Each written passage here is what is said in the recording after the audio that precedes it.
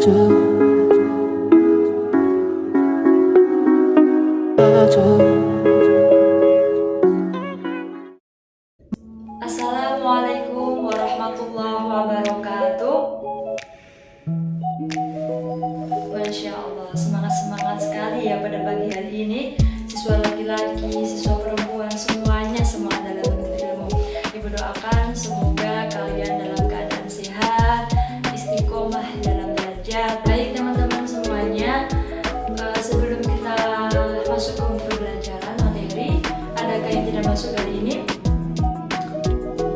Siapa? Oh, masuk. Siapa lagi? Nggak ada ya? Oke. Alhamdulillah semuanya bisa hadir dalam mata pelajaran pendidikan agama Islam, Al-Quran Hadis. Semoga ilmu yang kita pelajari nanti bermanfaat dan juga mendapatkan amal jariah bagi kita semua. Amin. Nah, selanjutnya teman-teman silakan disiapkan alat tulis, pensil, buku. Masih main HP, HP-nya dimatikan dulu. Yang masih makan, makannya disimpan dulu, nanti dilanjut waktu istirahat. Dan dicek juga nih masih adakah sampah di kolong meja, di bawah kaki, di sekitar kalian. Barangkali masih tertinggal, silakan dibersihkan, dibuang ke tempat sampah. Saya kasih waktu 1 menit untuk mempersiapkan ya. Oke, baik. Jadi bisa kita mulai ya. Masya Allah. Baik, pembelajaran pada hari ini kita awali dengan bacaan basmalah bersama-sama. Bismillahirrahmanirrahim. Baik teman-teman, sesuai dengan apa yang disampaikan pada pertemuan minggu kemarin, bahwasanya masih dalam topik yang sama. Pada minggu ini di pelajaran Al-Quran Hadis kita masih pada topik berpikir positif dalam menghadapi ujian dan cobaan dari Allah Subhanahu wa Ta'ala. Pada pertemuan kemarin masih ingat tentang apa? Ya benar, pada minggu kemarin kita sudah mengenal ayat dan hadis yang berhubungan dengan materi kita.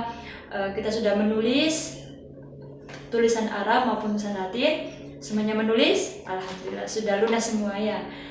Berarti kita juga kemarin sudah beraktivitas membaca bersama-sama maupun membaca secara individu.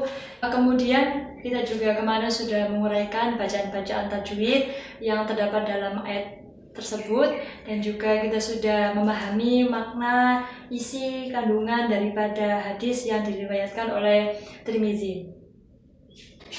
Baik, sambil dilihat buku paketnya masing-masing di halaman ini ya. Kita masuk ke bentuk-bentuk ujian dan cobaan di halaman 22. Yang kemarin kita sudah menafsirkan ayat ini ya, Al-Baqarah 155 sampai 157, bahwasanya dijelaskan ujian ini pasti menimpa seluruh makhluk tanpa terkecuali atas izin Allah Subhanahu wa Ta'ala. Jadi semuanya pasti pernah diberikan ujian, tapi tergantung dengan kapasitas masing-masing atau tergantung pada kemampuan masing-masing. Lah, ujian ini juga tidak sepenuhnya berupa hal yang tidak menyenangkan. Ujian juga bisa berupa sesuatu kenikmatan, sesuatu yang kita senangi secara berlebihan, dan juga sesuatu yang tidak disenangi. Karena teman-teman pada dasarnya ini ujian ini sebagai bentuk keimanan kita kepada Allah Subhanahu wa Ta'ala. Jadi dengan Allah menurunkan suatu ujian atau cobaan, Allah tahu kemampuan kita itu sampai mana. Allah tahu keimanan kita itu seberapa, dan juga pahala kita pun akan bertambah jika kita bisa menghadapi ujian dan cobaan itu dengan ikhlas dan tetap berkhususan kepada Allah Subhanahu wa Ta'ala. Jadi teman-teman, kita masuk ke macam-macam bentuk ujian itu apa saja? Apa hanya kayak bencana ataupun sakit? Nah, dalam contoh-contoh tersebut kita bagi dalam 3 kualifikasi. Yang pertama ada dalam bentuk musibah. Pertama musibah, yang kedua ada bala, dan yang ketiga ada fitnah. Oke, bisa dilihat di bukunya masing-masing di halaman 23. Ada 3 itu ya. Apa tadi? Musibah, bala, dan yang terakhir fitnah. Kita masuk ke kata yang pertama. Apa tadi? Musibah. Nah, musibah dalam kitab tersebut artinya dari kata tersendiri adalah mengenai atau suatu yang menimpa kepada manusia. Jadi musibah ini teman-teman artinya sesuatu yang tidak menyenangkan yang menimpa manusia atas izin Allah Subhanahu wa taala. Adapun makna yang terkandung dalam Quran Surat Al-Baqarah tadi, potongan ayatnya itu berarti begini, artinya tidak disentuh seseorang oleh musibah kecuali karena ulahnya sendiri. Jadi ada yang tahu makna dari kata ini? Artinya meskipun atas izin Allah apa yang mengenai manusia tersebut, tapi pada dasarnya musibah tersebut juga bentuk dampak dari ulah manusia itu sendiri. Jadi ketika kita contoh nih, misalnya kita berbuat sesuatu yang dilarang, seperti kita berjudi, seperti kita juga minum minuman keras. Nah, itu kita menilai bahwa itu suatu kenikmatan bagi orang-orang yang mohon maaf bagi orang yang tidak tahu ya. Tapi sebenarnya teman-teman, itu hal yang dilarang Allah. Makanya Allah menimpa kita dengan suatu musibah. Misalnya kita diberikan sakit, kita diberikan rezeki yang kurang. Nah, seperti itulah contohnya. Itu karena Allah itu menguji kita karena kita telah berbuat kesalahan. Makanya dengan musibah itu Allah ingin tahu seberapakah kemampuan kita. Apakah kita mau bertobat? Apakah kita mau tetap dalam keadaan seperti itu? Nah, itulah nanti akan kita lihat hasilnya ketika kita sudah dikenai musibah, sikap kita bagaimana. Seperti itu. Kemudian berikutnya poin 2 ada istilah bala. Mungkin teman-teman sedikit asing dengan kata ini. Bala itu teman-teman merupakan keniscayaan hidup. Bala sendiri sesuatu yang datang dari Allah tanpa keterlibatan manusia. Jadi kenapa kok dikatakan keniscayaan hidup? Karena bala ini bentuknya ada yang berupa anugerah, sesuatu yang menyenangkan, ada pula suatu ujian yang tidak menyenangkan. Jadi bala itu bisa berupa apa yang kita tidak senangi dan juga apa yang kita senangi. Contohnya seperti apa? Sesuatu yang kita senangi, misalnya diberikan rizki yang berlimpah, kita menemukan uang sekarung. Nah, itu kan sesuatu bala, tapi bala yang menyenangkan, tapi ada maksud tersendiri, gitu kan. Adapun contoh lagi ketika kita diberikan jabatan yang tinggi, seperti di kursi DPR, politik, menjadi bupati, gitu kan. Ada pula contoh dari anugerah yang tidak menyenangkan, yakni seperti kekurangan masalah ekonomi, kayak kemiskinan, terus kecelakaan. Ada pula bagi yang diberikan sakit, penyakit gitu. Jadi kan kita tidak senang. Jadi bala itu ada 2 tadi, ada yang anugerah yang kita senangi dan ada pula anugerah yang tidak kita senangi. Tapi apa teman-teman, dari bala ini adalah artinya cara Allah mengampuni dosa-dosa yang kita lakukan. Ya, kita coba baca di poin yang C, yakni anugerah atau nikmat yang berupa ujian itu tidak dapat dijadikan bukti kasih ilahi. Namun bagaimana kita menyikapi anugerah yang didatangkan oleh Allah kepada kita. Sikap kita bagaimana? Nah, seperti itu. Sehingga nanti ketika kita diberikan suatu bala nih, baik yang baik maupun yang buruk, sikap kita baik tidaknya kan Allah yang tahu. Tapi ketika sikap kita baik menurut Allah, maka kita akan suci jiwa kita, dapat menyucikan jiwa kita dan juga mendapatkan derajat yang tinggi dari Allah Subhanahu wa taala. Dari 2 pembahasan tadi, kata musibah dan juga bala, ada yang masih tidak difahami atau kurang paham atau sudah paham semuanya tentang istilah 2 tadi? Paham? Oke, kita lanjut ke istilah yang terakhir, yakni ada kata fitnah. Fitnah ini mungkin semuanya sudah kenal dengan fitnah, baik perilakunya maupun bentuknya. Sudah tahu? Dari perempuan, laki-laki? Ya, karena memang fitnah ini sering kita jumpai dalam lingkungan sehari-hari ya teman-teman, sehingga dalam kitab yang kalian baca, fitnah ini diartikan sesuatu siksaan, sesuatu yang membakar. Karena Pengertian secara istilah itu, fitnah merupakan sesuatu perbuatan yang dilakukan oleh suatu kelompok maupun seseorang yang menimpa orang yang tidak bersalah. Paham maksudnya? Halnya seperti ini, misalnya kamu, Vina, kamu tidak mengambil uang di dompetnya si Rizky, tapi teman sebelahnya Rizky, Doni, mengatakan kepada Rizky bahwasanya kamu kehilangan dompet. Tadi aku lihat si Vina mengambil uang di dompetmu waktu istirahat. Nah, seperti contoh tadi, bisa dikatakan sebagai perbuatan fitnah. Gimana? Sudah paham terkait dengan fitnah? Oke. Sesuatu yang tidak benar kebenarannya itu pasti akan sangat menyiksa. Apalagi ketika kita dituduh melakukan sesuatu yang bukan perbuatan kita.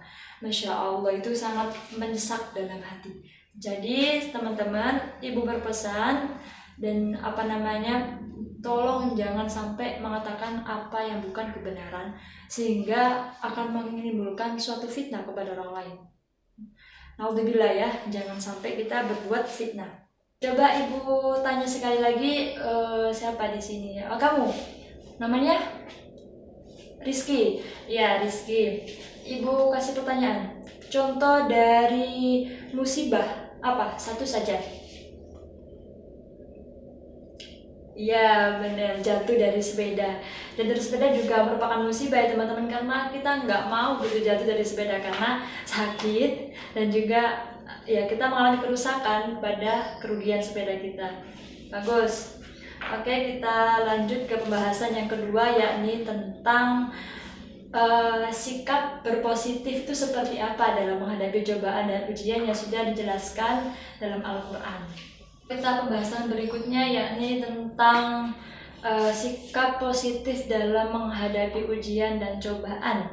Kita ingat kemarin kita sudah menulis dan juga membaca Quran Surat Ali Imran ya, ayat 110. Ayat 186. Bisa dibuka kembali bukunya. Oke. Nah, ketika kalian baca terjemahan daripada ayat tersebut, kandungan dari ayat tadi yakni mengenai kemuliaan orang-orang yang bersabar dalam menghadapi ujian. Nah, bersabar ini kan salah satu daripada sikap positif. Jadi dijelaskan dalam ayat tersebut bahwasanya ketika kita mendapatkan ujian dan cobaan, kita harus tetap bersabar. Karena begini teman-teman, ujian itu bisa mengenai fisik seseorang dan juga bisa mengenai benda. Bisa mengenai fisik dan juga bisa mengenai benda. Contoh dari musibah atau ujian yang mengenai fisik, yakni diberikan kesakitan seperti tadi, terus cacat dari lahir misalnya, maupun kecelakaan atau akibat apapun, dan juga sebagainya yang mempengaruhi perubahan fisik kita. Ada pula contoh daripada musibah atau ujian yang menimpa harta benda, seperti kemalingan, pencurian maupun kehilangan. Itu kan sesuatu yang berpengaruh pada harta benda ya. Baik, selain dari sikap sabar dalam berpikir positif menghadapi ujian dan cobaan, ada yang tahu sikap positif dalam menghadapi ujian dan cobaan selain daripada bersikap sabar? Apa? Bersyukur. Benar banget. Bersyukur ini yang paling utama. Ketika kita menghadapi ujian dan cobaan, kita harus tetap bersyukur kepada Allah. Baik buruknya cobaan yang kita dapat, sedikit banyaknya ujian yang kita dapat, senang tidak senangnya, kita harus tetap bersyukur. Selanjutnya, sikap selain sabar dan juga bersyukur, ada lagi ridho. Itu artinya menerima dengan lapang. Ridho itu kita mendapatkan apapun ya kita ikhlas gitu. Ikhlas artinya apa? Berserah kepada Allah, bahwa ini sudah ditentukan takdir dari Allah Subhanahu wa taala. Kita tidak boleh marah-marah, kita tidak boleh mencelakai siapapun, kita juga tidak boleh menghina Allah Subhanahu wa taala. Tapi apa? Kita harus ridho. Ridho artinya ya seperti tadi, kita yakin dalam hati bahwasanya semua ujian dalam hidup sudah ditetapkan oleh Allah Subhanahu wa taala. Selanjutnya kata puas. Makna dari merasa puas sendiri ya. Kata puas itu lawan kata dari tamak. Tamak itu apa teman-teman? Serakah. Misalnya dapat beras ini sekarung, sedangkan tetangga kita mendapatkan beras 1 ton. Ya kita merasa puas dengan apa yang kita dapatkan. Ya inilah hak kita, inilah pemberian dari Allah. Kita melihat tetangga kita, oh lebih banyak ya nggak apa-apa, mungkin itulah rezekinya. Ini hak saya dan ini hak dia. Kita harus merasa puas seperti itu. Jangan sampai kita kok protes, kita tidak bersyukur, apalagi kita tamak, iri, apalagi dengki, sampai bicara yang tidak baik, bicara kotor segala macam keluar. Jangan sampai, naudzubillah ya. Kemudian pembahasan yang kita bahas terkait dengan hikmah dari bersikap positif ketika menghadapi ujian dan cobaan. Yang pertama teman-teman, kita mendapatkan ketenangan hati, ketenangan jiwa dan pikiran terutama. Yang kedua adalah terus berhusnuzon kepada Allah. Dapat berhusnuzon, terus berhusnuzon sama saja, artinya kita berprasangka baik kepada Allah. Artinya tetap merasa bahwa Allah adalah maha adil. Allah tahu kemampuan hambanya. Itu yang dimaksud dengan berhusnuzon ya. Lawan kata dari suudzon. Ingat, husnuzon itu yang baik, kalau suudzon itu yang buruk. Yang ketiga yakni kita mendapatkan derajat yang lebih mulia di sisi Allah Subhanahu wa taala. Karena ujian dan cobaan itu teman-teman hakikatnya akan menimpa baik pada suatu kalangan yang ahli kitab, suatu kalangan orang biasa maupun hamba, orang fakir, semuanya pasti diuji. Tergantung pada keimanan masing-masing. Semakin tinggi keimanan seseorang, maka ujian tersebut maka semakin besar. Kalau pada semakin rendah iman seseorang, maka ujian tersebut pun semakin ringan. Jadi intinya tidak pada masalah iman seseorang tinggi atau tidaknya, tapi bagaimana Allah menguji seseorang itu, dan seseorang itu mampu melewati ujian tersebut dengan ikhlas dan sabar. Intinya tersebut teman-teman. Alhamdulillah sudah semuanya pembahasannya sudah dijelaskan ya. Berikutnya cukup ya materi sudah saya sampaikan. Selanjutnya yakni tugas. Ibu memberikan tugas, nanti bisa dikerjakan di rumah. Tugasnya yakni membuat mind mapping terkait dengan materi kita yang mencakup hari ini. Sekreasi kalian, seimajinasi kalian, dan ini tugasnya dilakukan secara individu karena ini nanti masuk penilaian harian dalam materi ini. Gimana? Ada yang kurang jelas maupun belum difahami bisa tanyakan sebelum ibu akhiri. Semoga diberikan kemudahan oleh Allah Subhanahu wa taala. Apa yang kita pelajari bisa kita amalkan di kehidupan sehari-hari dan juga bermanfaat dan mendapatkan pahala bagi kita dalam menuntut ilmu. Oke teman-teman, cukup sekian pelajaran pada hari ini. Semoga di minggu berikutnya kita bisa berjumpa kembali dalam keadaan sehat dan juga dengan topik yang lebih menarik nantinya. Stay tune ya. Mohon maaf barangkali ada kata-kata yang kurang berkenan maupun sikap ibu yang kurang sopan atau kendala-kendala dalam pembelajaran yang sudah berlangsung. Ibu mohon maaf yang sebesar-besarnya. Dan juga semoga kita dalam keadaan sehat dalam lindungan Allah Subhanahu wa taala dan dibebaskan dari segala macam fitnah. Oke teman-teman, akhirul kalam billahi fisabilil haq fastabiqul khairat. Tsumma salam. Wassalamualaikum warahmatullahi wabarakatuh.